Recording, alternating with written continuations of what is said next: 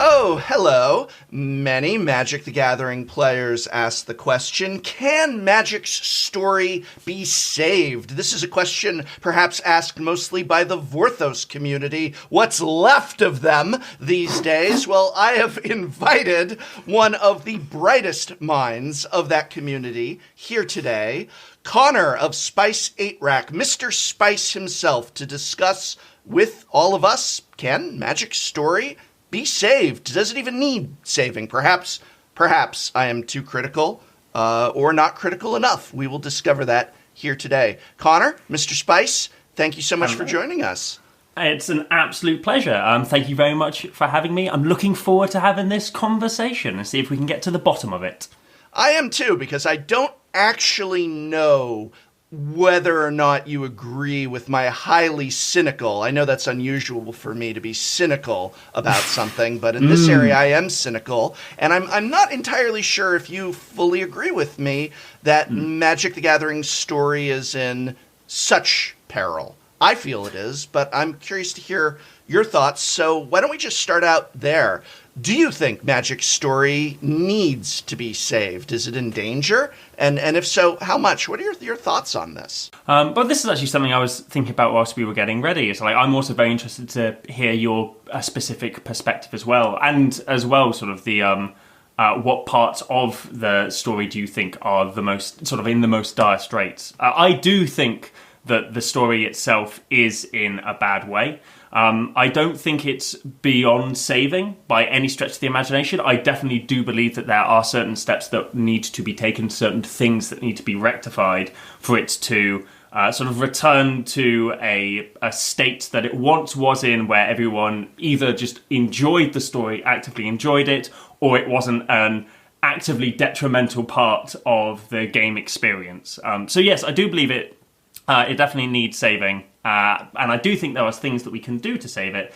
The sort of more important question, I guess, is will Wizards actually take those steps to save the story? And I think that will be, that's my cynical angle coming in. Yeah, I will talk about what Wizards should do later in the episode, and whether or not they will do it is another story, pun intended. But let's just start with, you mentioned detrimental. I remember a time when every week a new story would be written for Magic the Gathering. It would be put up on their website, and that story would be the talk of a very large population of the community. It would be the top of Reddit without question.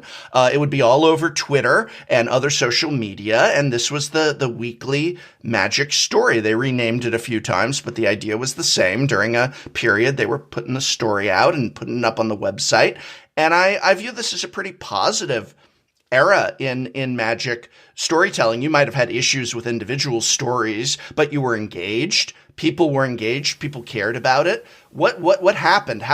What do you view as detrimental today? I really latched on to you using that word. That's the opposite of what a company like Wizards of the Coast wants with their products, their IP's story is detriment. They want it to engage viewers, to get them hooked, to bring in a wide swath, all of these things, energize them. What's detrimental in your mind?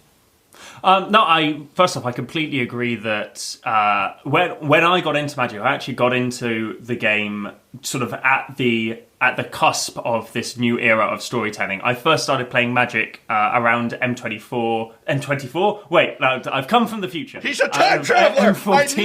I knew it! Gotcha! Welcome to Gotcha! We gotcha! I knew it would be effective to release a Magic the Gathering YouTube channel when I did. That's how I got big so quickly. Right. I started playing around M14 and sort of like Theros, OG Theros. And when Khans of Tarkir came out was when these weekly story articles began appearing. These free online, not necessarily short stories, not quite flash fiction, somewhere in between the two. Once a week we'd get one of these articles. And for me, when I was getting into the game, I was enjoying the mechanics and I was having a lot of fun playing with my friends. But up until the point where I realised that, here's a story that I can just latch onto, I didn't feel particularly ingratiated with the game. I was enjoying the game, but it was the story that sunk its hooks into me and kept me, coming back, kept me paying attention to new releases and stuff like that.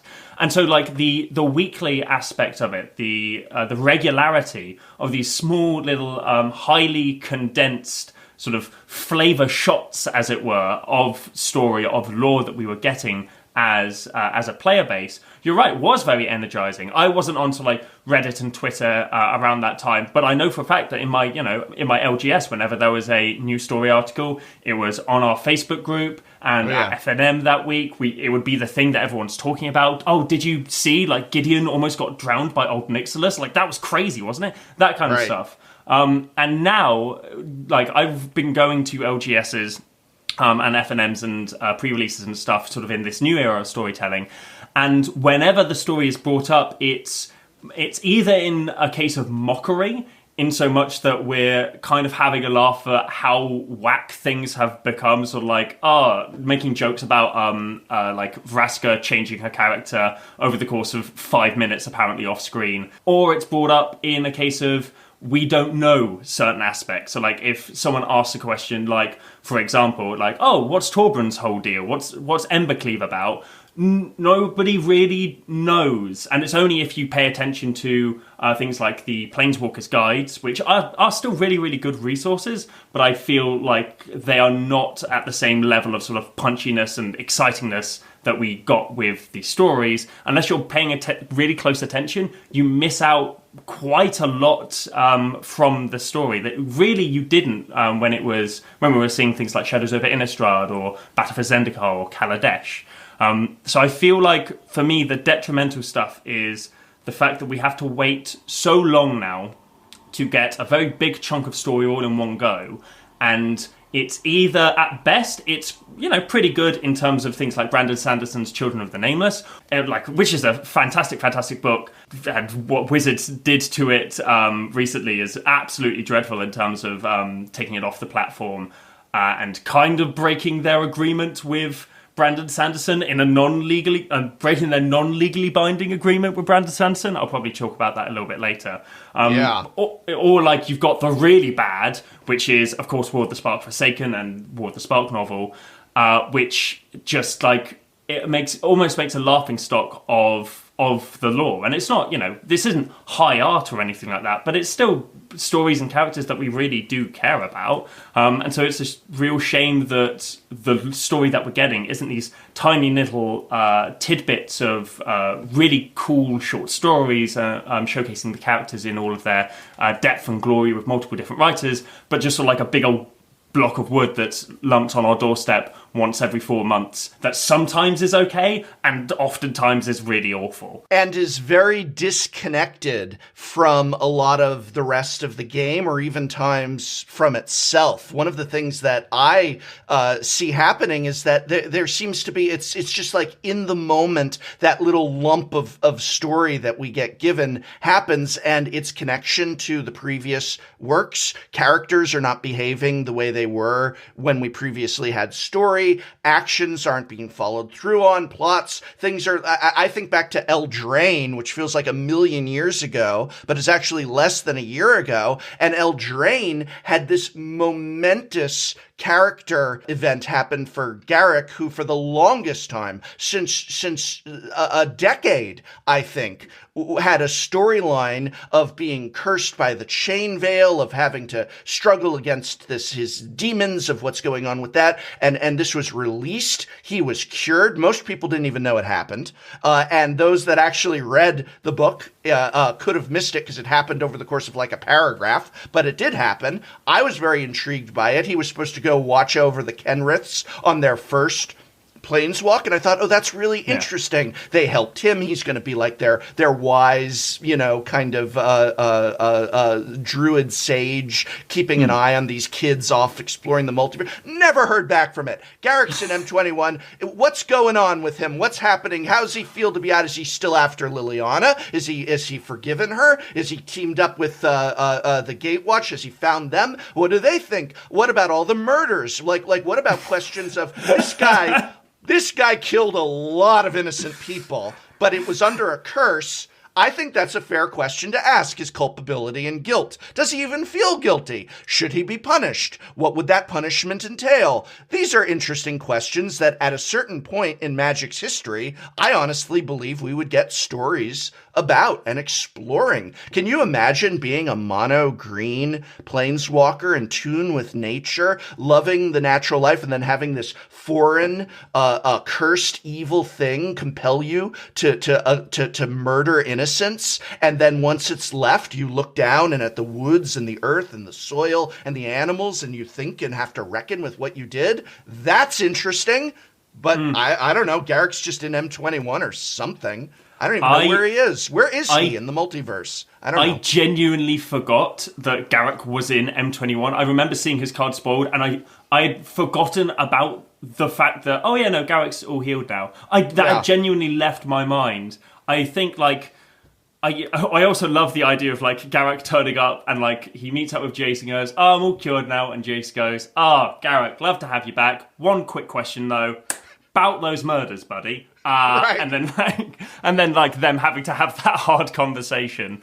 I think one thing that you brought up, which is very interesting, is the fact that, like, when Garrick becomes cured, which is sort of at the because of, like, the cauldron of eternity that's on Eldraine, which, for the record, I think is a little bit, I don't know, I found it somewhat strange. I always felt that the magic of the chain veil could only be undone by something, like, at least related to it. It felt a little bit strange for it to be undone by just another random magical artifact on another plane. That kind of felt a little bit flat and a bit disconnected. But I think when we were getting story that was being produced in sort of like these small tidbits by different writers, those moments, those, like, key counter moments, had a lot more punch to them, because we had I think, for example, with the Zendikar stories, and I'm just checking now, there are, like, at least, like, 7 or 8 writers, if not more, working on that story who did work on the Battle for Zendikar and Over the Gatewatch story. Right.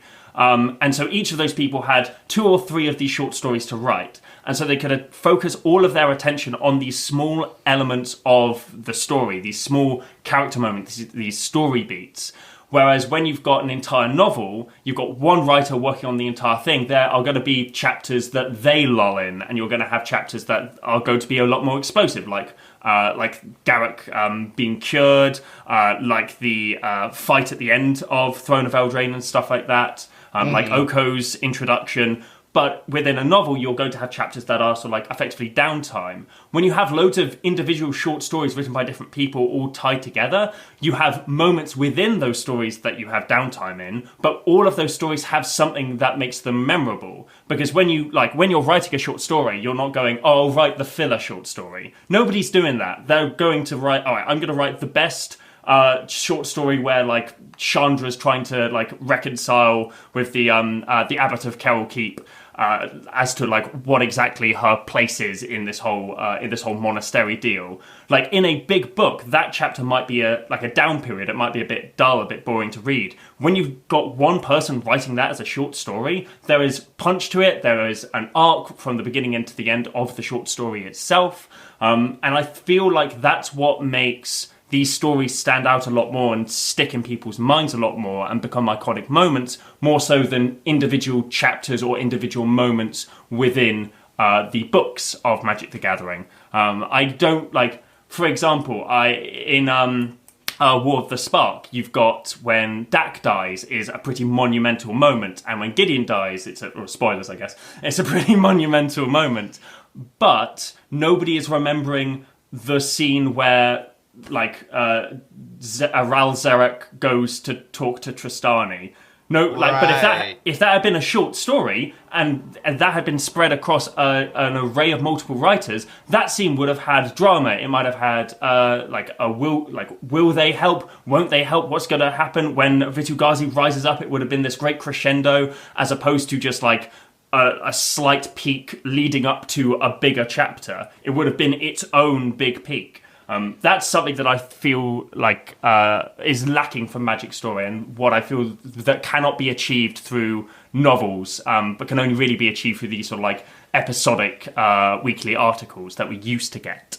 Well, the other thing about those weekly episodic articles is that those half a dozen or so people that you mentioned that were working on, say, the Battle for Zendikar storyline, or years before, that was done in-house by people who worked at Wizards of the Coast. And while each of them had their own short story to write, they also were on what was called the story team and were able to converse with each other, were able to plan out and plot out where they were going, what the direction was. They knew what the set, Wizards works years in advance, and they were like, okay, well, in 2 years, we're going to be on Zendikar. What if we start moving our heroes together where this is going to happen? And what if this was a plot point and they're able to talk with one another? They care about the characters. They're able to have their stories each be relevant despite different authors because they're actually in-house knowing where it's going. And that's a big difference from taking someone. And again, I don't want to just turn this into like a Greg Weisman, bag on fest. So I liked Kate Elliott's Throne of Eldraine novel, but of course she received a bullet point list, surely, of what they wanted to have happen in this story, summaries of past stuff, maybe links to other stories, and then she worked in isolation of this IP and its world and its history, and also, I might add, in isolation of its future, because it's not like she's back still writing stories. I would have loved to see her write an ebook about Garrick watching over the Kenriths, but I notice that she, like many of these people, have not been invited back. So when you just have someone who's author of the week doing a singular in isolation writing, whether that's a novel or a short story, that is going to lead to a lot of inconsistencies and a lot of disconnect. And I think that disconnect between works leads to disconnect between audience and the work, because it's like, oh, okay, well, what someone was setting up here between Vraska and Jace during Ixalan back when it was in-house, well, that isn't understood. When part of the power of Vraska and Jace's relationship in Ixalan was that it was written by an author who understood these characters, understood their past trauma, and said, oh, them being together, actually, let's write about working through that trauma and helping each other and finding that bond. And again, I can see any brand new author to the world just being like, oh, they're a couple, okay, I get it. And it's like, no, you don't get it, because this was set up by someone who'd been working on this for 7 years or so at the company. Absolutely. And so getting rid of the in-house team, I think, was the biggest mistake that they could make. And I think it was probably done, I'll bet you cash, it was done for cash. It was done because it's cheaper and easier to just have a solid sum. Someone comes in, we're going to get this writer, they're going to do it for X dollars, the end, and they're not in-house. Medical benefits, so they're nagging about this or that or whatever. That's a lot of trouble, a lot of issues. Let's just have someone come in and then, best of all, go away. And there you go. No, I completely agree. I think one thing that's really interesting to know about Ixalan, Vraska, and Jace is that story was written predominantly by one person, Alison Lurs. I hope I'm pronouncing her surname correctly. However, she was, if memory serves, I'm just going to double check this, but she was, so she is a game designer at Magic the Gathering, so she was working in-house. She was one of the in-house writers. And the story that she wrote was, again, released in these weekly episodic things. So it was a case of one person writing the entire story, but it was still portrayed in this episodic nature, which meant every single chapter had to be its own, every single article had to be its own self-enclosed short story. So this shows that, and we've got, things like The Flood, for example, which is one of my favourite Magic the Gathering stories of all time. I love The Flood. It is one of the best representation, for the narrative of a card game about wizards and magical gorgons and stuff like that. It is one of the most hard-hitting and real examples of someone reliving and re-experiencing the kind of emotional manipulation that goes on in an abusive relationship, the relationship between Jace and Liliana, as portrayed in The Flood. It is a genuinely very powerful piece of writing, and completely divorced from the fact that, like, again, this is the story of a card game about dinosaurs and sphinxes. Like, it's such a powerful piece of writing, and I feel like if that had all been released in one big go, there was a good chance that a large number of these stories that would have been converted into chapters wouldn't have had the same amount of punch. You can point to someone and go, read The Flood. I mean, read everything up until The Flood, but read The Flood. It's an amazing story. But you wouldn't, like, give someone the Ixalar novel and go, read chapter 8. Just read chapter 8. It's the episodic nature lends itself so much more to this shareability, to this... Interesting.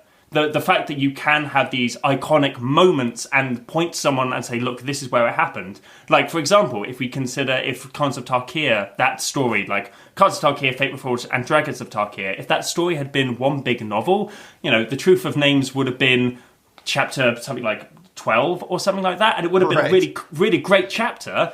But when it's within one big piece of writing, it's not this icon of the magic story. It's just another part of it. But when you have these episodes, they can stand on their own and they can stand as a collective whole. So I think, like, you can still have, like, one person writing the lion's share of the narrative of the game. But as you again notice, like, Alison Lurs is someone who works for Wizards, was at least at the time that they are writing. I don't know if they're still there or not. But they are, like, listed as a game designer. So they are on the shop floor. They are probably communicating, or were probably communicating with the design team who are making the cards. So there are no inconsistencies. One thing that I love and I really, really genuinely miss about the story that we used to have is that sometimes you'd see pieces from the story appear in flavor text for cards. Yes. You don't get that anymore. Not only do you not get that anymore, now I could not bring myself to read the most recent ebook. Not any knock against the author, but I was just so depressed about the State of Magic story that Ikoria's novel, I couldn't take it. And I heard it was okay from people, but I also heard quite loudly, and given that I was like, I need a Vorthos break right now, I heard quite loudly and quite consistently, despite my putting up a wall, that it literally had parts that were in direct contradiction to flavor text on cards. And that is outrageous from a game that would literally take care to have the flavor text tell and run parallel with its novels, short stories, whatever form of that story has been and changed over the years, to reach a point where the novel for a set is in direct contradiction, even if it was, I don't know how big it was. It sounds like it was pretty recurring, though, that it happened at several points from what angry letters people wrote me and from what I read on Reddit. But the idea such a joyous place. But that's because you've got no in-house team with oversight over this work. You've got one person who is just hired free, to come in and again, in isolation of before and after, write this novel. And then you've got people, a completely separate team working on flavor text and this and that. And I think that had, after Ixalan, they taken all the stories of Ixalan and bound them together in a novel that said The Story of Ixalan by Alison Lurs and put that on the shelves, that would have been brilliant. And I do agree with the impact of having each released once a week for us to consume. But then afterwards, I wish I had a nice hardback novel of Ixalan by Alison Lurs or of Khans of Tarkir by the various, that one was written by various authors that were in-house. Loads of authors, yeah. I would love to have those on the shelf. I don't think that the novel is to blame. I think that the change between an organized in-house story team that cares about, is committed to, and is working both with thought and care to before and after, versus I have no idea even what is going on now, because what what is the current story team? We don't know. What are they doing? Are they coordinating with these authors? What is the plan? Is this set's an ebook? Is next set a thing? Are we getting inserts like in Return to Theros with those god awful story inserts that had spelling errors in them? just so you know how much attention they were giving to those. I don't know what's going on, and we used to be able to set your clock by it. And so I think that is definitely a detriment that you see Vorthos creator after Vorthos creator. It's very sad to me. I may not agree with them all the time, and they may hate my guts most of the time, but it still breaks my heart when I see people say that once were like, all I want to do is create content about Magic story and make Vorthos content, and then I see it comes up on my feed, and it's like, I'm out of it. I'm so out of it. I'm so sick of it. I'm angry and depressed. And it's like, wow, that's the exact opposite of what you want, because the value to the game of having your own customers become so enraptured with and so obsessed over the story that they're like, I'm going to make content about it that gets other people enraptured and obsessed with it and engaged in it and such. That is the benefit. And when people are dropping like flies, I mean, it's just very, very sad and detrimental. No, I completely agree. I for one, I as a Vorthos creator, I started my channel explicitly because I'm also very, very into this idea of ludo narrative. So like I wanted to talk about the story, and I wanted to talk about this game and how they interact. But when Sundered Bond came out, I picked it up and read through the first chapter, and my intention was I have a series of videos, or 2 videos on my channel, which are audiobook speedruns, where I just like explain the story in a comical way using like Shutterstock JPEGs flying across the screen. It's all very silly.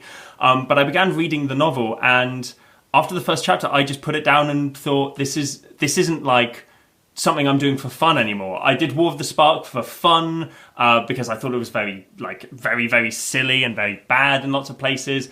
I did Throne of Eldraine, and I kind of enjoyed that novel a little bit. I have a lot of problems with it, but it wasn't like heinously offensive or anything like that. And it got to Sundered Bond, and this is after, the War of the Spark Forsaken stuff had happened, which I didn't even want to touch. I read through that, and it was... whew, that was like nails in coffins type deal. But it got to Sundered Bond, and I was just overcome with not like anger or rage, or I was just kind of really tired of it. I didn't want to sit down and spend an entire day of my life, or maybe even 2 days, depending on how much of a slog the novel was. And I heard it was fine, but I didn't want to spend that much time reading this massive tome compared to the stories that we used to get, and just ending up being disappointed and ending up finding out that, as you said, like the flavor text and the story does not match up. Neither does the story and the the story spotlights that we get. They don't match up. The story spotlights and the game does not match up. The Planeswalker Guide, seeing as it's just sort of general world building, does match up with everything, but that's because it's so general and vague that it would be very difficult for it not to match up. Although actually, now coming to think of it, there's a good chance that the characterization of General Kudrow's daughter, whose name escapes me at this moment, but she's in the Planeswalker's Guide, so I'd have to re-look at her characterization and see if that matches up. But there is this inconsistency. And when you have the major selling point for me of Magic is the fact that it has this great and grand story and these near infinite worlds that we can go and explore, and anything is possible, and you could go to a Viking plane, or you could go to an MC Escher plane or something like that. But when the story and the game no longer mesh, then I have lost the interesting part of that dynamic, in so much that this is a story-based game.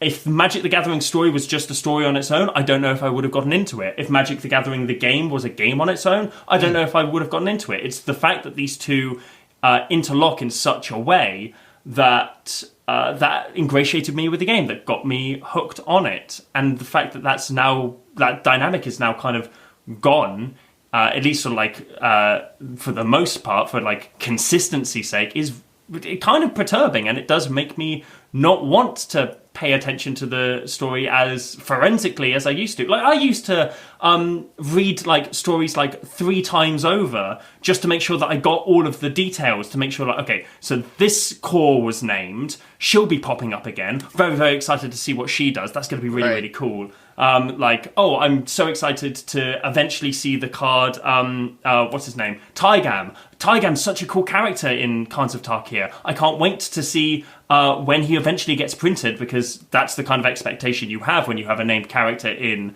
the story. You'll eventually see a card for them, and I was so excited. And when Tygam came out, I think for the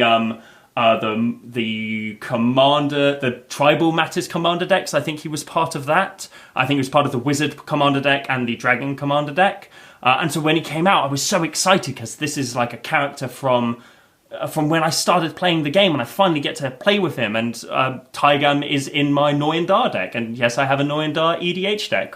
Like, some of us make bad decisions. What are you going to do? But like, I was so excited to see these characters in cards, and so excited to see characters from the cards in their full glory in the story. And now, as I said before, characters like Torbrand, he appears in the Planeswalker's Guide, he gets a paragraph, and that's it, we move on. Right. The questing beast, like, giggles once or twice in the story, and then we move on. All of the apex predators, to the best of my knowledge, do not appear in Sundered Bond. Turns out Luca's a villain, even though most, if not all, of the cards in Ikoria make him out to be like a good guy who got kicked out of the of Dranith. Like, that's the kind of stuff that. Well, which is it? Which are we supposed to accept as "quote unquote" canon? Is it what is canon? Yeah, what is canon anymore? And I think that's a actually really insightful point that you just made about what maybe is worse is not, because everybody was still engaged in the story during the War of the Spark debacle. It was laughable, and everybody was largely in agreement that this could have been done a lot better and differently, but people were reading it. People read it twice, often to find signs of sloppy writing, but nonetheless, people are still. 2 days ago, I was in a Reddit thread, and somebody was making a joke about Johnny's smile, and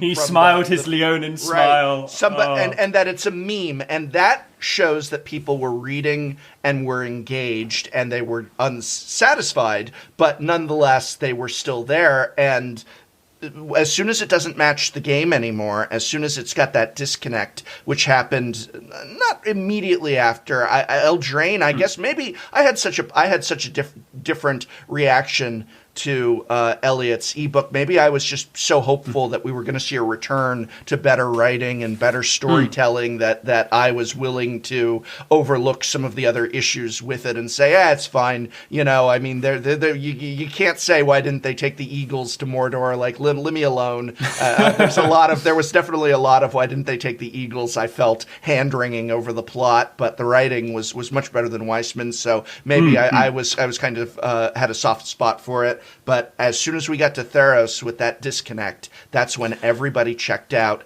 and people just don't know what's going on anymore. And even if you're checked in, how do you know what's going on anymore if the novels don't match the cards? No, completely, absolutely, completely. The irony of Theros Beyond Death, this big sort of like the story marketing aspect was, we're going to have the story on the cards, and the irony of that being that there isn't any story on the cards. We have to give you these like factoid JPEGs that are spelt wrong to let you know what the story is that should be appearing on the cards. Like, that kind of stuff, as you said, like, it gets people to check out. I feel like whatever happened with the Theros story, there are a myriad of different things that could have happened. It could have been that Weissman wrote that as well, and they just decided it's better to not release the novel just in case people get up in arms that he's back and doing another story. Or it could be that there was a completely different writer who either didn't get it finished in time or was equally bad, in which case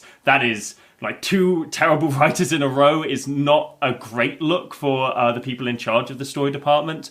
Or it was a case that Wizards of the Coast the story was all right, the story was sort of like passable, but Wizards was worried that if they released it as a physical thing, that it just wouldn't sell, and so they canned it.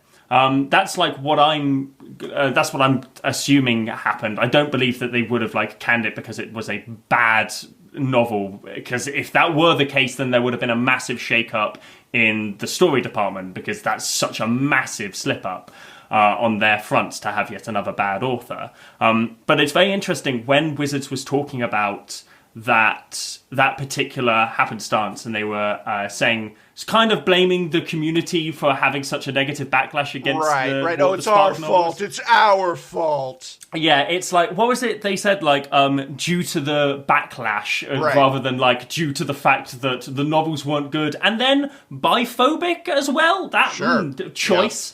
Yeah. Glad we had that part of the 2019 smorgasbord of what was going on with the Magic story. Yes, due to the fact that our audience doesn't like problematic, borderline hateful content, bunch of babies, we're gonna have to cancel the next novel because boy, did it have a doozy in it. Oops. No, it's dreadful. I mean, who knows? The idea when you start blaming your audience, that is really a sign that you have got bad leadership and bad direction, in my opinion. That is not the audience's fault that you put out crap.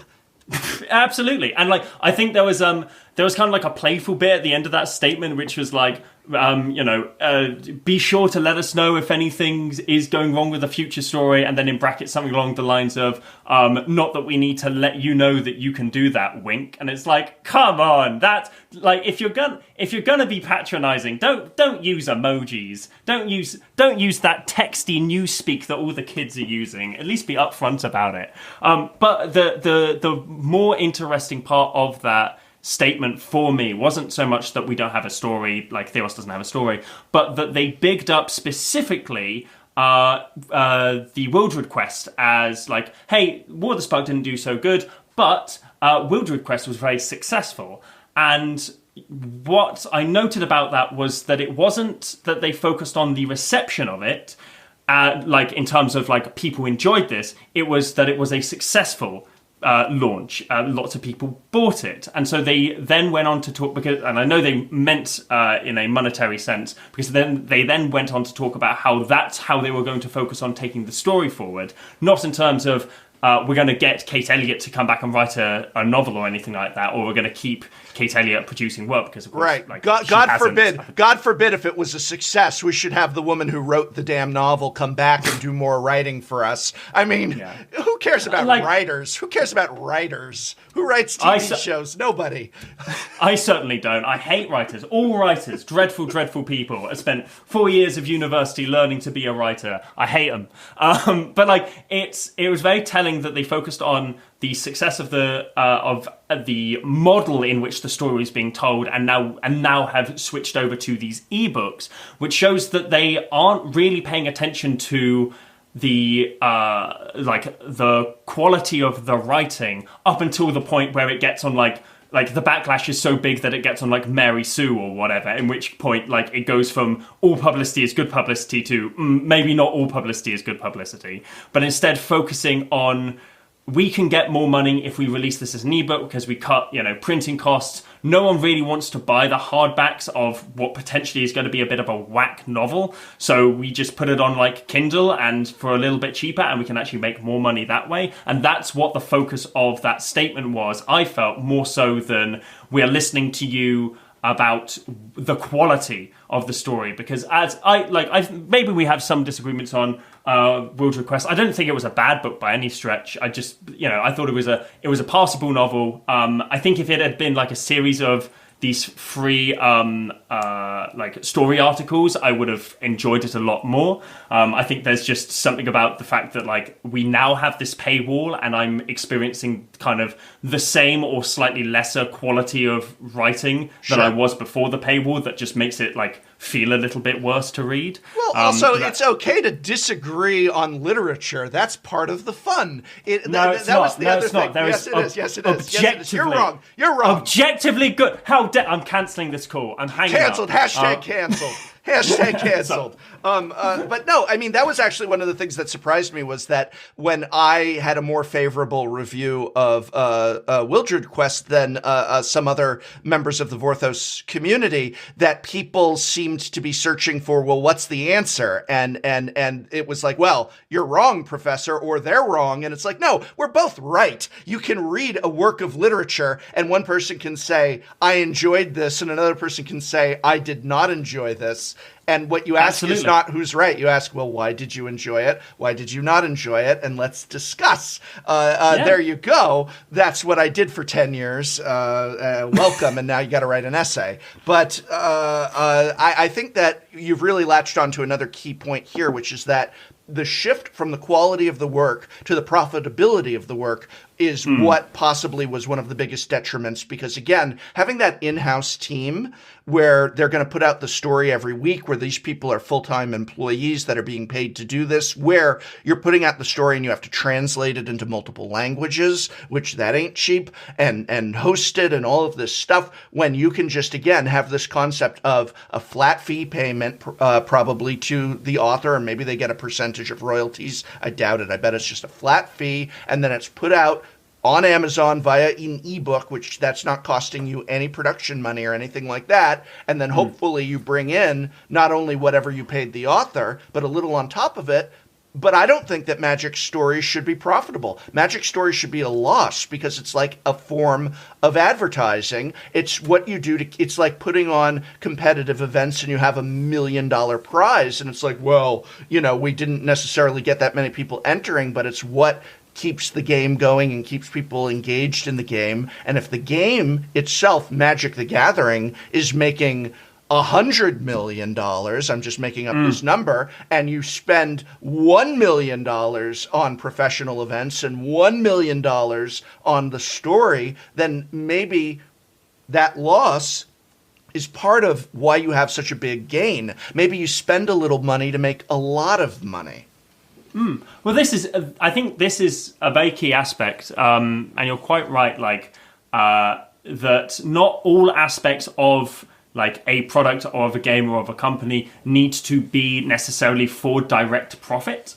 And as I said at the start, I was hooked onto this game because of the story. Lots of people will be hooked on in different ways. Some people will have played this game for years and years and years and not even care or necessarily know that there's a story. However, whilst the story as it wasn't making any direct money, no one's paying a fee to read, I don't know, Bond and Blood, or anything like that, or any of the Magic Origin stories.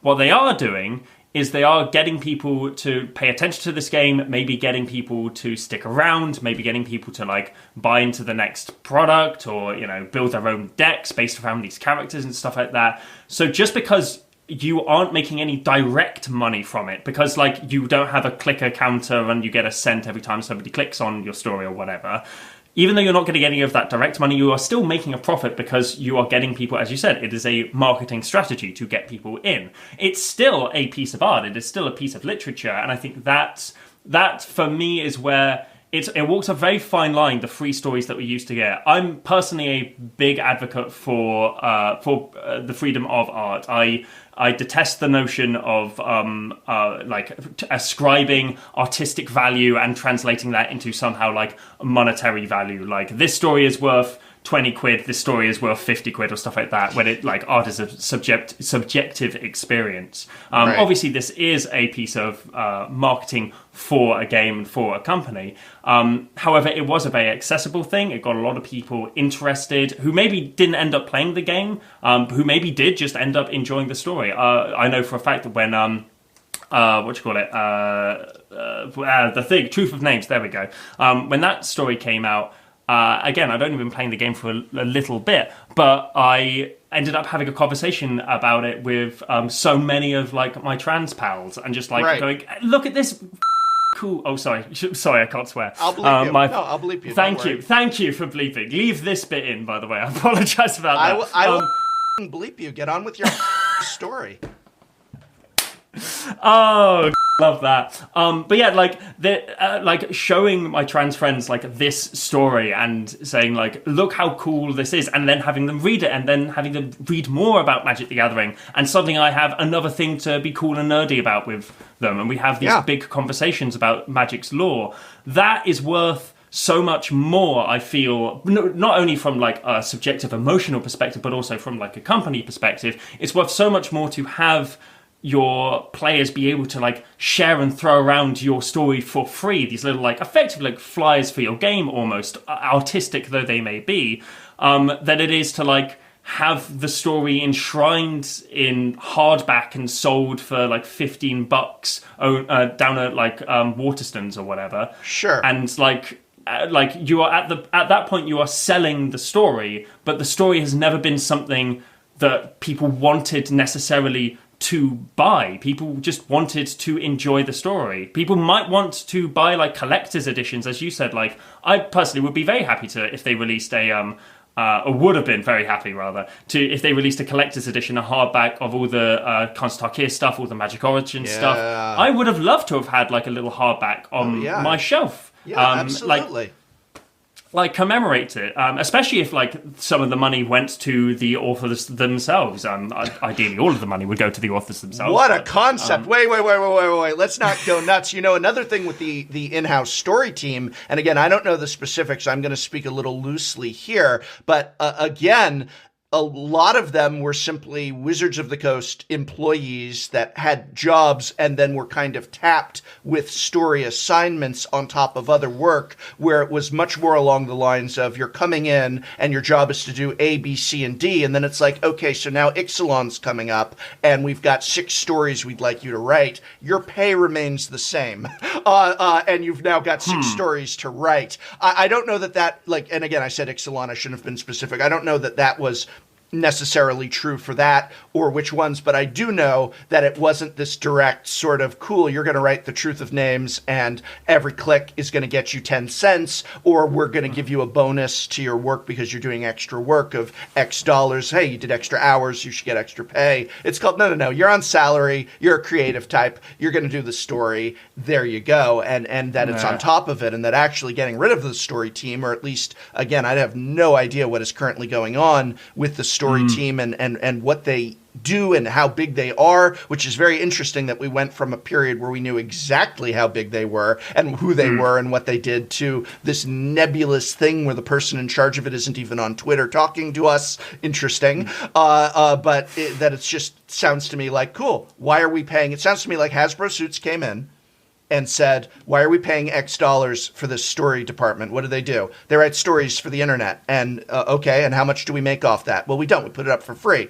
And it's called, cool, let's either put these people in other departments and fire the rest of them, and then we're not spending that money. And then let's do a system where we actually have money coming in, which we had then ended up with that system. That's my cynical take on it. I want to put in a very clear comment. I have no inside information that that's what happened or how it was done, but I'm just offering my perspective as someone on the outside looking in, that it just stinks of why are we paying these people to do this thing for free and not understanding, because it makes the game better. It makes your customers more loyal. It makes people who maybe aren't into competitive play still be hooked on your product and spend money in other ways and make you the profitable. Battle for Zendikar was at the time the best-selling set of all time. And so it's like, must be doing something right.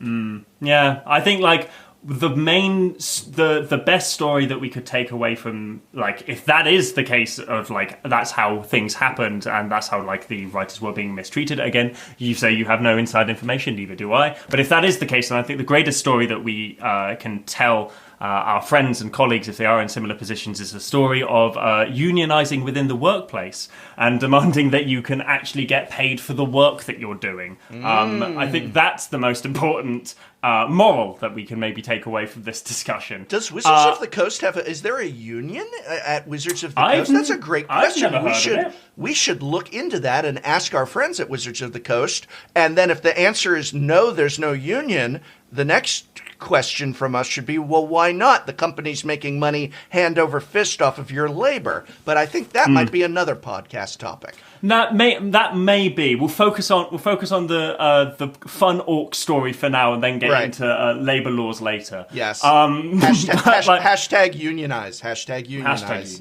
Oh, absolutely. How about we talk about this, which is the idea of, is this the worst that Magic Story has ever been? So you say you came to the game relatively recently.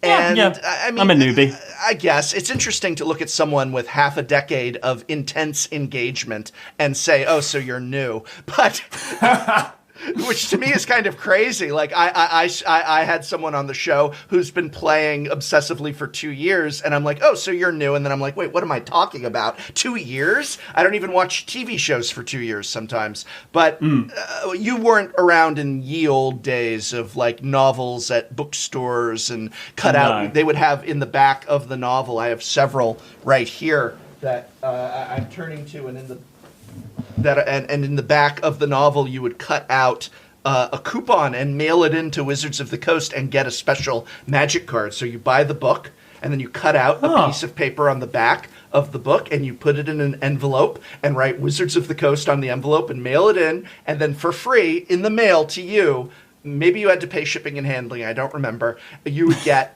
Mana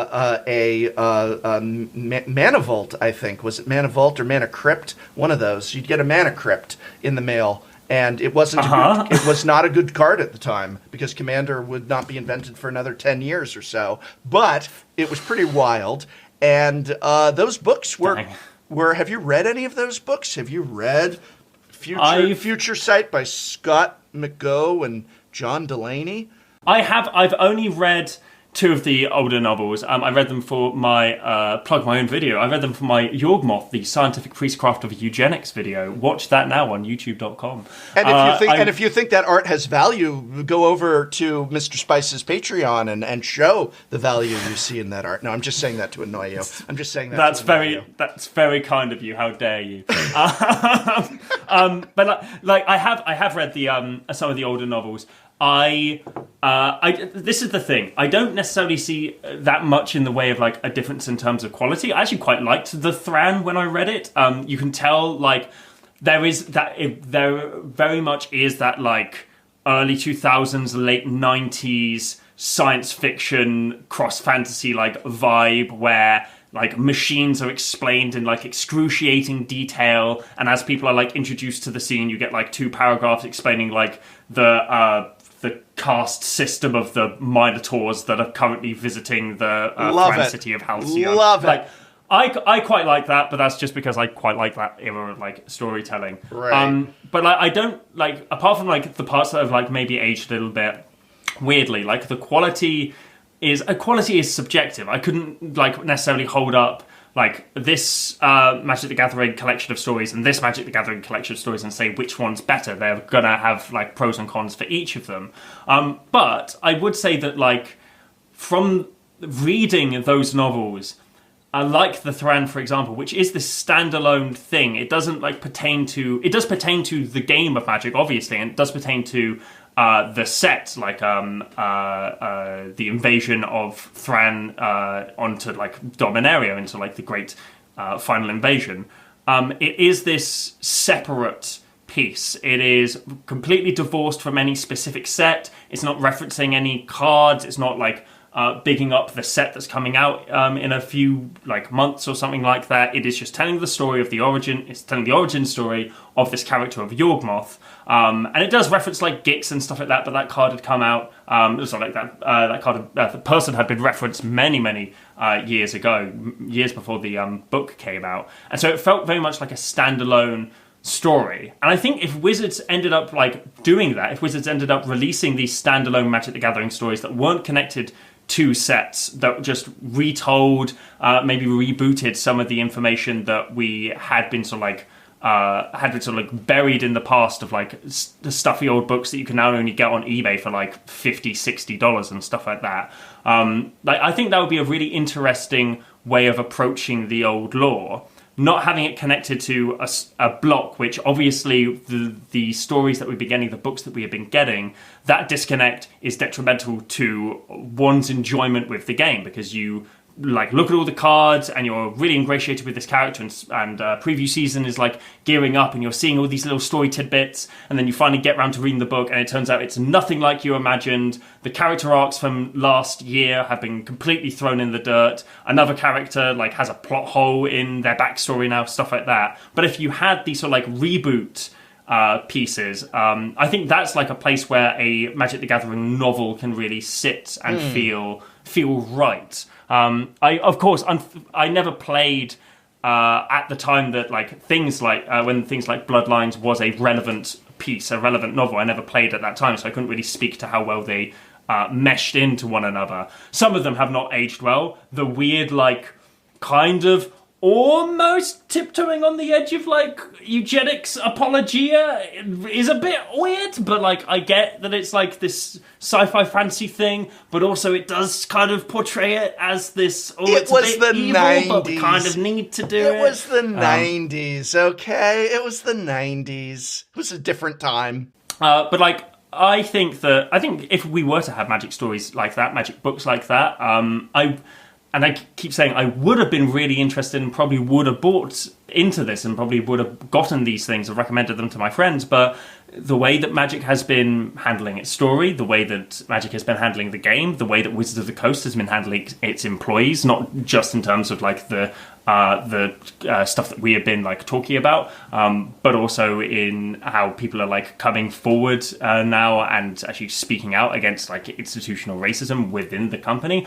I don't want to go out and buy like a celebratory collector's edition of Children of the Nameless, especially seeing as Wizards of the Coast who like commissioned Brandon Sanderson, the wonderful, wonderful Brandon Sanderson, to write them a novel. He agreed to write it for them for free on the stipulation that any physical copy, all of the money that he would have gotten from it would go to charity, and that it would remain for free online as like a downloadable PDF. That Wizards then broke that agreement like 4 months ago or something like that. You can no longer you'll no longer find it online. The only like the Children of the Nameless drop down is just replaced with physical copy coming soon or something like that. Like Brandon Sanderson had agreed to this, but begrudgingly, and has said that he's not going to be working with Wizards again, probably because of this decision. And he has said that it has nothing to do with like the individual people who are working on like the story of Wizards of the Coast, but it was very much like a higher up decision. A lot of the problems can be found in that higher up like sphere. Yeah. But I don't necessarily want to support this company anymore with what it's been doing from an artistic perspective and from an ethical perspective, frankly. That it's interesting. What a way to fall, too. I mean, it's just like it's such a, and the Brandon Sanderson, I actually, my understanding is not that they went to him, but that he went to them initially, that he literally was a fan of Magic the Gathering, and I don't know, one of us is right, obviously. I believe my understanding of it is that he went to them and said, I love Magic the Gathering. I love the Magic the Gathering story, and I'm Brandon Bloody Sanderson. I want to write a story, and he said, "You can't afford me. The truth is you can't afford me. What it would cost to hire me to work for you. I know you can't afford me, but I really want to do this because I'm an artist and I love the property and I love all this." And he said, so I'm going to go ahead and do it, but those are the conditions. And I think he also had full, like, I can do whatever I want and tell whatever kind of story I want. I'm just going to do it and give it to you, and you make it available for free. And if you ever sell it, it goes to the money goes to charity. And that's the deal. And what a beautiful sort of thing. That's like That's like big time movie star. I don't know who big time movie stars are anymore, but that's like big time movie star coming to your tiny little production and saying, I love your tiny little production. You could never afford to hire me, but I want to be in an episode to bring in people, but like you we're going to have to do this thing with the money. And the fact that they turned around and I'm gonna just be frank, screwed him, and the spirit of what he was doing with them over like that is just absolutely appalling and disgusting. Which is just add that to the list, and that doesn't even come near the top 10 of appalling and disgusting things coming out of this company these days. So it's just like, wow, like that's appalling and disgusting. Is it on the top 10? No. Oh. Yeah. Fun times. So I don't Fun times blame at you. El Wizardo. Yeah, I do not blame you. Just awful. One of my proudest moments is actually I had made one of my videos about the end of when they took down the weekly Magic story, and it was kind of a hot topic at the point. And Sanderson actually posted in the Reddit thread on that video saying very kind words about my insight into what was going on. And I literally printed that out and framed it on my wall. and Brandon Sanderson is like, and he was like, wow, this guy gets it, basically. I'm showing a screenshot of it right now for sick bragging rights. Oh, I will be looking back at this and watching it. I can't see you right now. And so, fantastic guy, terrible that what they did, and very, again, cynical, cash grabby, like, when you're making this much money, do you have to be that cynical and cash grabby about it? Can you not recognize, like, hey, we could make a lot of money and also not be total slime bags? Like, the two, it is not mutually exclusive. However, and this is where we get into when I was talking about, like, there are things that we can solve, but will they be solved? And that is that when you have this motive to make as much profit as you possibly can, squeezing every last penny out of an intellectual property that you can. When you can monetize something, why wouldn't you? When you can put microtransactions in, because you're going to destroy it. Because you're going to destroy it. Because you're going to go from making money cash hand over fist to being a property where your most engaged and enfranchised players are literally saying, I don't know that I feel like I want to support this company with a dollar, like sale, like sort of thing. That is a huge problem. Like if I'm sure there's at least one person from Wizards of the Coast watching this, and they're probably blaming us or the viewers instead of themselves, which is a great way to clean house and fix your problem, is to say, well, the fault is the people, highlighting the fault, and everybody telling me that this is a problem. Everybody's telling us that this is a problem. So let's have a meeting. Let's say we're doing absolutely nothing wrong, and say the fault is in everybody's bad attitude about us. Oh, Magic players just complain about everything. But seriously, you're going to bankrupt. It's this endless cash rocket ship to the moon isn't going to go on forever. You need to have long-term sustainability, and I might add a little bit of ethics. Oh, absolutely. But when there is this motive to make as much profit as possible, and now that Wizards is sort of like being overruled by Hasbro, I can't remember how long ago that happened when they were bought out, or what exactly was going on with that. All I know is that there suddenly, nowadays, there are a million different VIP products and premium things, and we've got the monetization on Magic Arena is, I've actually just written an article about that, compared to other free-to-play online collectible card games, is very the word free is doing a lot of legwork in that sort of that description of what it actually is. I think the Magic Arena monetization is predatory, and perhaps even just I think it's gross at the very least. If you want to get me on, well, is that predatory or not? Fine. How about I just say I think it's gross and unnecessary in terms of how it's set up, and I refuse as of today. I'm not on Magic Arena, and I'm not giving them my money, and I wish more people would do that. And the fact that your top content creator is saying that is a bad sign. But anyway, go on. So I love that this began as what can we start? What can we change about Magic Story? And now we're ripping Magic hypothetical WotC managerial people, the idea of them out of the ether.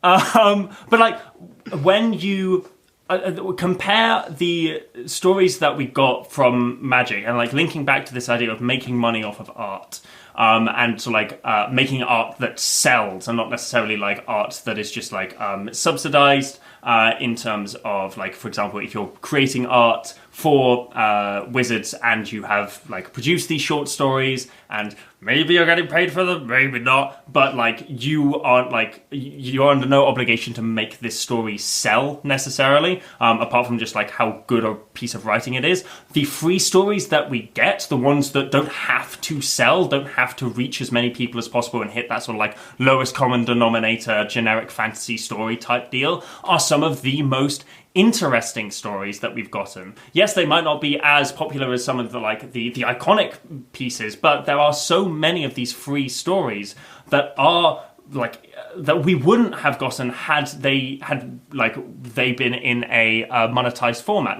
And I loved Nikki Draden's pieces on each, like, a microcosm of each of the guilds of Ravnica, like people going about their day-to-day business. The Illusions of Child's Play is a really interesting piece of writing. But if you were to have tried to put them all together into a book and then sell that, it potentially wouldn't have done necessarily as well as something like War of the Spark. Like, writing quality aside, it just doesn't necessarily lend itself to this, like, marketable, sellable product. But art doesn't have to be, and shouldn't be, shouldn't be marketable, shouldn't be sellable. Art should be able to exist just freely, and people can come and view it if they want, and people don't have to come and view it and stuff like that. And the art that we've gotten for free, the writing that we've gotten for free from Magic on the website is, like, for all intents and purposes, infinitely more interesting, infinitely more complex than the work that we've gotten that has been monetized. Brandon Sanson, as you said, like, his stipulation was,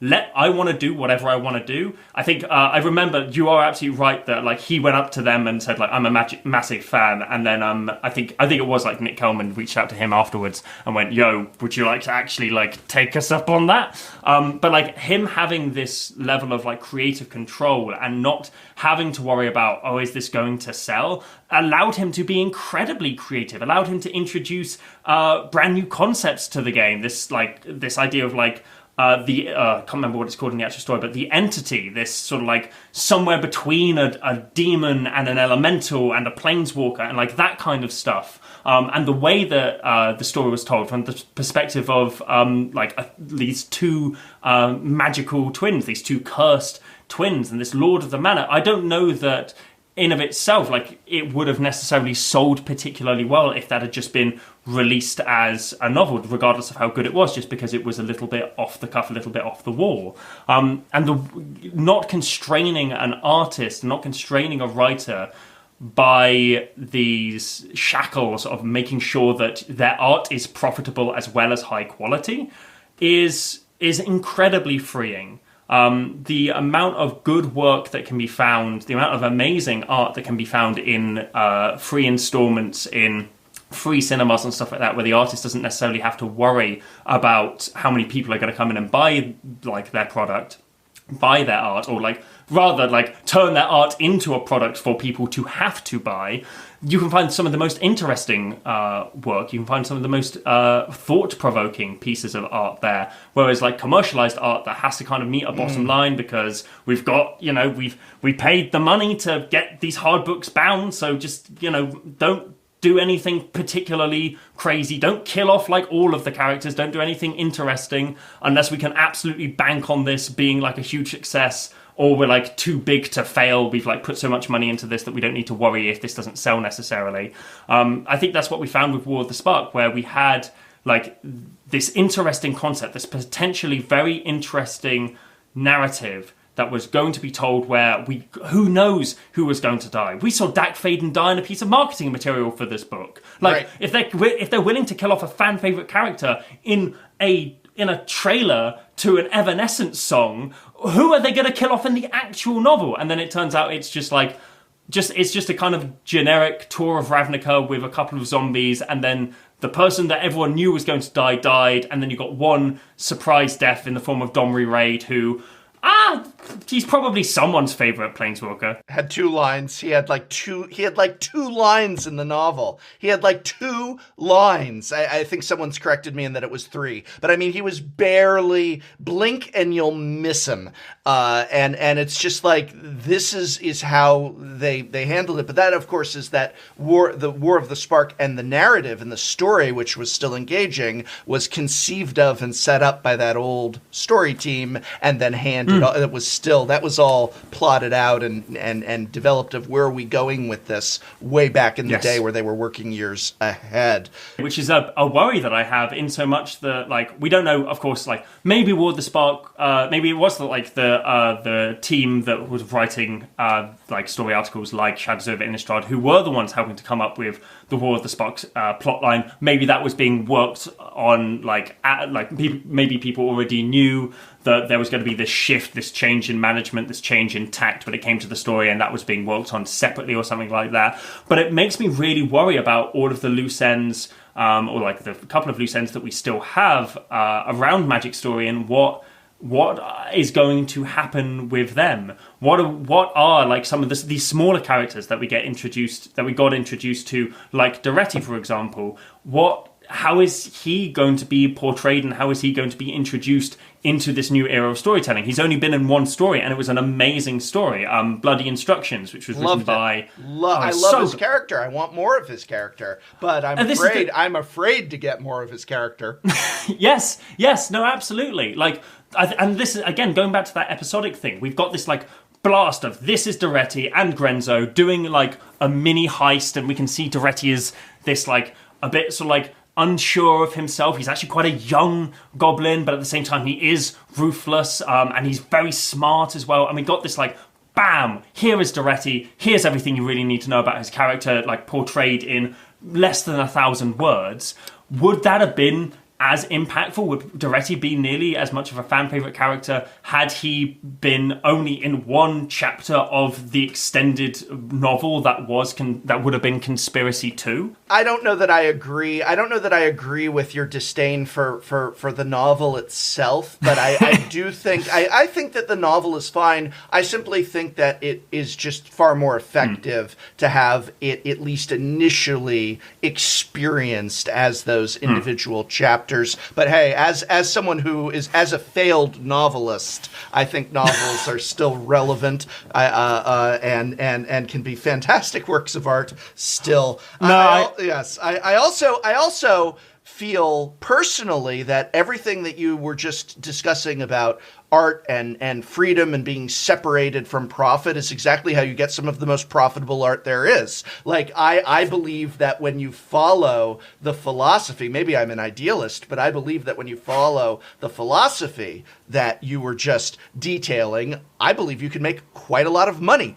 And that this art could be far more profitable in the long run if you just let the artists be artists, treat them and pay them fairly, let them do their thing, and then that is going to, again, be a great boon, a great jewel in the game's cap that brings in lots of those dollars, is my belief. So I'm not quite as much of a commie pinko as you, but I do believe in your commie pinko philosophy, but I think I could monetize your commie pinko philosophy, and we could make a lot of money. We should take what you're saying and make it profitable. Is Sweet. What I'm saying. We've got the Marxist and the syndicalist hanging out. We love to see it. So go ahead, please. Please. I was just going to say, like, I'm a mainly like, in terms of my creative writing, I'm mainly like an essayist, mainly a playwright, mainly a poet. Prose was never really like my strong point. But I don't disagree. I want to make sure that I'm being clear. I completely agree. Like, I think there is a lot of value to be found in the novel. My argument is simply that a game like Magic the Gathering, which has such a wide cast of characters, which has these wild teeming worlds, we get 3 new ones every single year, it seems to be. That's kind of how things are going. I feel like the episodic nature lends itself so much more to this specific format. I believe that something like, for example, Warhammer or World of Warcraft or something like that, I feel that lends itself a lot more to a novel, because the world is pretty large, but it's a consistent world. It's got certain boundaries. We know certain rules about it. It's a lot slower than Magic. You've got a new World of Warcraft game coming out every, I don't know, like every 3 years or something like that, every 4 years or something like that. You've got a new Warhammer edition coming out every 3 or 4 years. You can have time to like slowly build up a narrative, release a novel like once every like 4 months, 5 months, 6 months or something like that. You have that time to slowly build. Whereas with Magic, where we're getting so many products being thrown at us, having this like novel to like try and build up not only an entire world but also all of the characters of that world, and oftentimes failing to do so. I feel like just the episodic nature of the weekly articles lends itself so much more to it. But that's just me personally. I love a good novel. Some of my favorite books are novels. So like don't worry about like my anti-novel agenda. Sure. But I do agree with the idea of going back to those weekly stories, which I think is a great transition to how do we fix this? So yes. Never mind boycotting Wizards of the Coast, because that's probably not going to happen. In any way that actually makes any difference. The only boycott that's going to happen is they're going to screw things up so dramatically people just stop playing. That's not exactly a boycott, though. That's just them shooting themselves in the foot. But let's that's just people going away. That's just people going away, which I think you're going to start to. I don't. Anyway, that's another podcast. But insert a link to your "This is what killed Magic" video here. Right. Well, Magic is resilient. I don't think it's dying, but not through Wizards not trying. Feels like some days. How do they fix it? Like, so let's say the phone rings tomorrow and it's Wizards of the Coast, and instead of them saying, "I saw the podcast you guys did and I blame you, not ourselves," which is what they would likely say, let's imagine that somehow, some way they say, "All right, we're going to put you in charge. How do we fix it within the bounds of reality?" So no, like we get rid of capitalism. First step is we must get rid of capitalism in our nation. Like I'm talking about within the bounds of reality. How do we fix story? What would you realistically do if you were in charge of fixing Magic's story and making it great again? I feel like the main takeaways from at least my perspective with this conversation has been get the in-house team back, return it to like the weekly articles, have like a physical copy, make it a collector's edition, make it a really fun, funky thing, but don't have the entire story bound specifically to that piece. Get back in with the communication that was going on between departments when the story was being produced in-house, and of course make it again freely available. The best art comes when we are not wanting, or the best art is produced when we're not worried about if it's going to sell. When artists aren't worried that if this piece of art is not accepted by the masses, am I not going to eat? Like that's where good art is made, when artists are comfortable. I think there's this weird, completely. Yeah, there's this weird like trope of the and I before I started YouTube I was a performance poet. I know this trope of the starving artist whose work doesn't sell, but that like anxiety, that like that poverty, like that drives them and that makes them create great art. No, it doesn't. It just gives people anxiety. Inflicting needless pain onto artists is not justification to create good art, because great art can be created when artists are comfortable and they're feeling good. That's generally my angle. Exactly, and then you monetize it. Like I said, then you do all that beautiful and stuff, then you monetize and then you monetize it. That's yes. I am mostly joking because I do agree, but I do believe, and I'm no expert. I'm just guess what I majored in college, writing, creative writing. I wanted to be a novelist, and so I ended up teaching English at community college. And so, but I really do believe that you get the best art when you do exactly what you described. And then I believe that the best art can be very profitable. I believe that it's like that you can sell tickets to a great movie, and that you get a great movie by giving autonomy to an artist to create it and not saying, make a blockbuster that pleases everybody, but instead say, do your piece, do your art, do that, and be well paid. And I think that put the story team back together. And I would emphasize, if I had any say in it, that they should have a certain level. I mean, obviously it is part of a company, but of autonomy in the storytelling and the writing. And it would be called,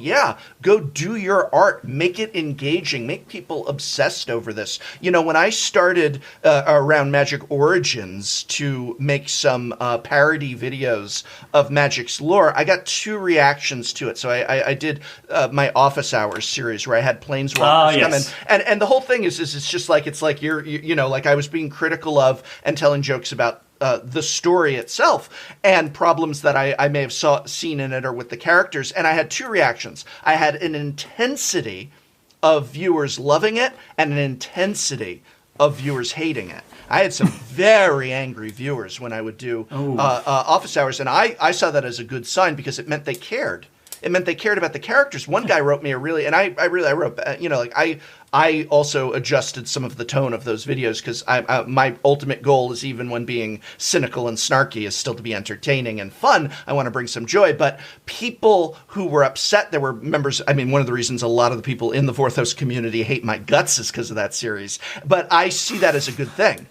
For the game, not for me, but for the game, is that it's like, wow, they really care about the story. They care about the characters. I'm over here smack talking the characters, and they're standing up for them. That's healthy. That's a sign of a engaging fandom. When I got a letter from one person that I took very seriously, who was very hurt by my portrayal of Gideon and such, and wrote this long, detailed letter to me about it, and I wrote back, and I listened to that, but I also said to myself, people care about Magic's story. And then the other thing I got was people who were really behind me, and they were like, yeah, absolutely. But they also cared too, because they wanted it to be better. And when we criticize, it's not just because we flat out hate, but oftentimes we criticize because we want something to be better. And so a lot of the people who liked those episodes, besides my witty comedy, were also people who cared about the story, cared about the characters, and wanted them to go further and be better. And in my recent ones that I did just a few months ago, sort of thing, not only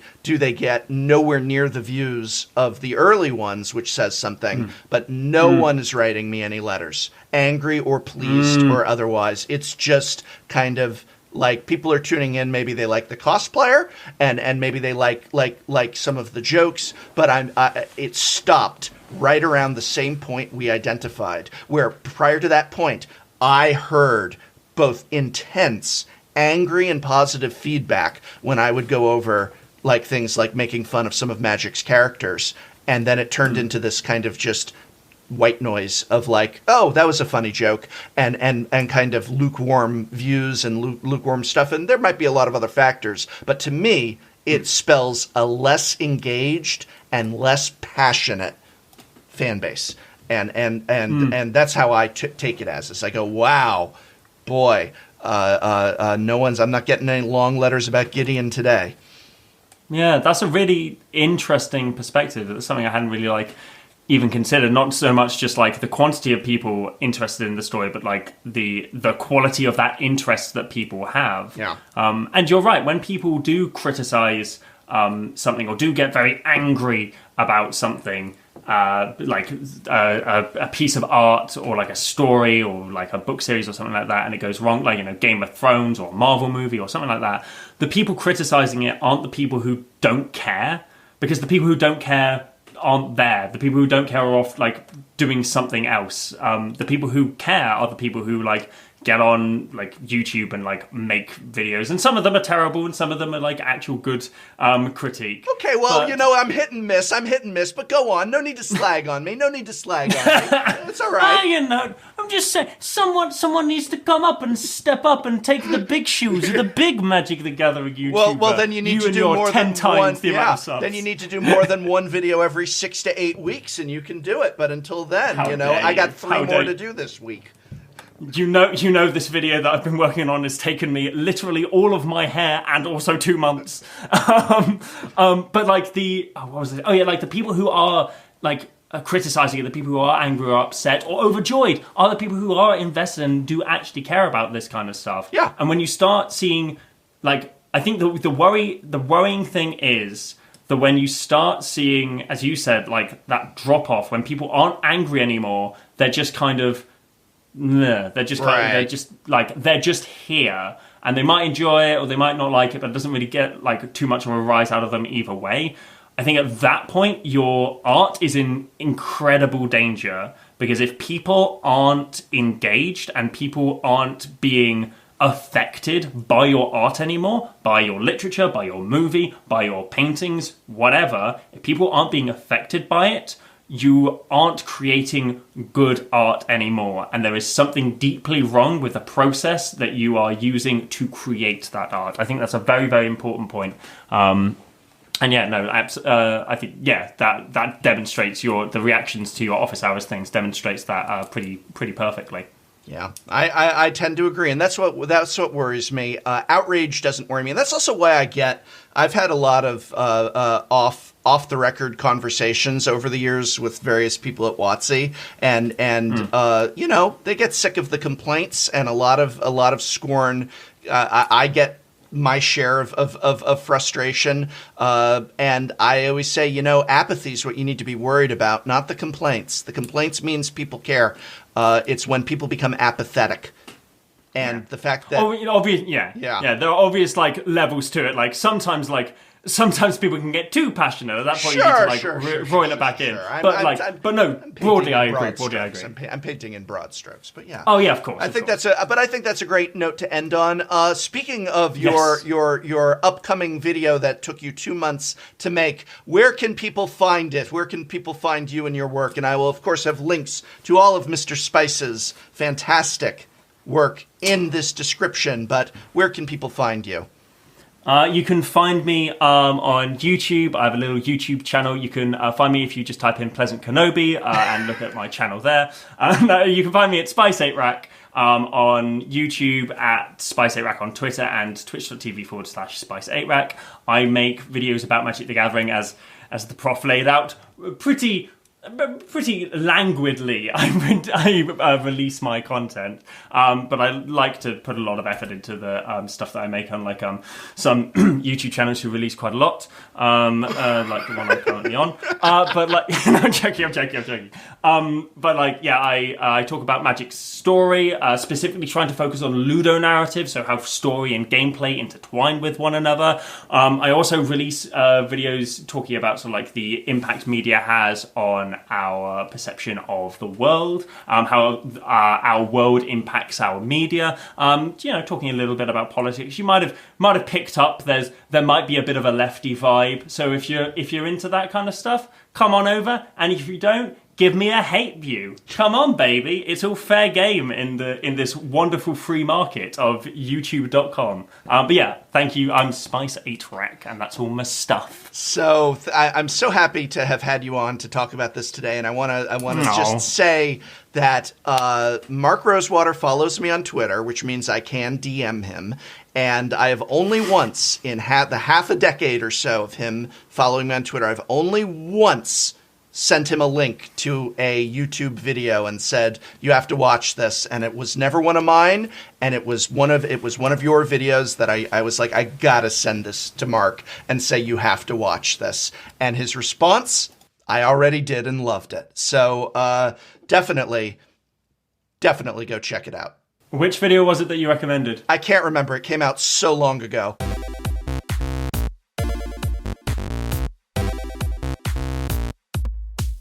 So what you're saying is that the commander should take an already good card and make it better, rather than a card that is dead without the commander that will then be able to do something.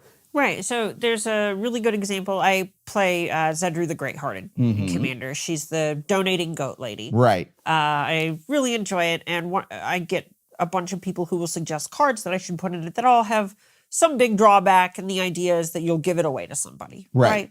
One of the ones that comes up a lot is Aggressive Mining, which is a card where you can't play lands and you can sack lands to draw cards, is the basics of what it does, which sounds great because you can make it so someone never plays a land again. Cool stuff, right? Except if, say, I go to cast Aggressive Mining and they kill my Zedru, I'm now locked out of ever creating enough lands to pay the commander tax to cast my Zedru, and I'm stuck with this card forever and am basically dead in the water.